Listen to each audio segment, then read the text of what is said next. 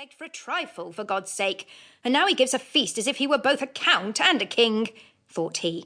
But, for heaven's sake, tell me where you got your riches from, said he to his brother. From behind the door, said he who owned the mill, for he did not choose to satisfy his brother on that point. But later in the evening, when he had taken a drop too much, he could not refrain from telling how he had come by the handmill. There you see that was brought me all my wealth, said he, and brought out the mill, and made it grind first one thing and then another. When the brother saw it, he insisted on having the mill, and after a great deal of persuasion got it. But he had to give $300 for it, and the poor brother was to keep it till the haymaking was over, for he thought, if I keep it as long as that, I can make it grind meat and drink that will last many a long year.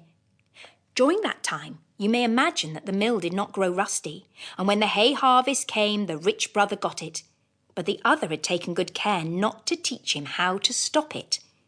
It was evening when the rich man got the mill home, and in the morning he bade the old woman go out and spread the hay after the mowers, and he would attend to the house himself that day, he said.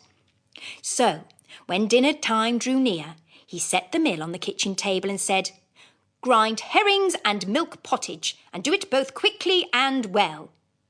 So the mill began to grind herrings and milk pottage, and first all the dishes and tubs were filled, and then it came out all over the kitchen floor. The man twisted and turned it, and did all he could to make the mill stop. But howsoever he turned it and screwed it, the mill went on grinding, and in a short time the pottage rose so high that the man was likely to be drowned. So he threw open the parlour door, but it was not long before the mill had ground the parlour full too, and it was with difficulty and danger that the man could go through the stream of pottage and get hold of the latch. When he got the door open, he did not stay long in the room, but ran out, and the herrings and pottage came after him, and it streamed and over both farm and field. Now the old woman, who was out spreading the hay, began to think dinner was long in coming, and said to the women and the mowers, Though the master does not call us home, we may as well go. It may be that he finds he is not good at making pottage, and I should do well to help him. So they began to straggle homeward. But when they got a little way up the hill, they met the herrings and pottage and bread, all pouring forth and winding about one over the other, and the man himself in front of the flood. Would to heaven that each of you had 100 stomachs! Take care that you are not drowned in the pottage, he cried as he went by them as if mischief were at his heels, down to where his brother dwelt.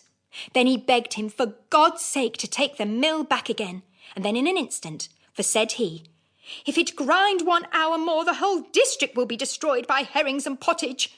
But the brother would not take it until the other paid him $300, and that he was obliged to do. Now the poor brother had both the money and the mill again, so it was not long before he had a farmhouse much finer than that in which his brother lived. But the mill ground him so much money that he covered it with plates of gold, and the farmhouse lay close by the seashore, so it shone and glittered far out to sea. Everyone who sailed by there now had to put in a visit to the rich man in the gold farmhouse, and everyone wanted to see the wonderful mill, for the report of it had spread far and wide, and there was no one who had not heard tell of it. After a long, long time came also a skipper who wished to see the mill. He asked if it could make salt.